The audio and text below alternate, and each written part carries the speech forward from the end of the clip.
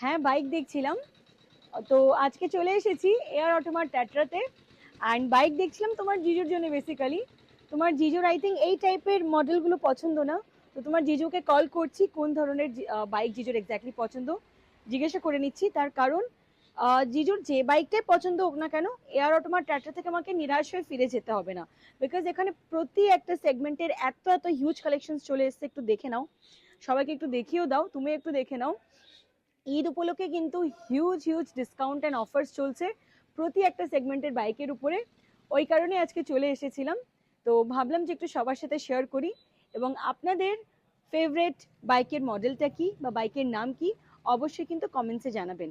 বা আমাদের ভিডিও দেখে আপনারা কারা কারা অলরেডি এখান থেকে বাইক পারচেস করেছেন বা করতে চলেছেন অবশ্যই কিন্তু আমাদেরকে কমেন্টসের মাধ্যমে জানাবেন। তো সবাই ভালো থাকবেন, সুস্থ থাকবেন। এবং এয়ার অটোমাট ট্যাট্রা সম্বন্ধে বা এখানকার বাইকের কালেকশনের সম্বন্ধে ডিটেলসে জানতে যোগাযোগ করুন স্ক্রিনে দেওয়া এই কন্ট্যাক্ট নম্বরে। Bye bye everyone.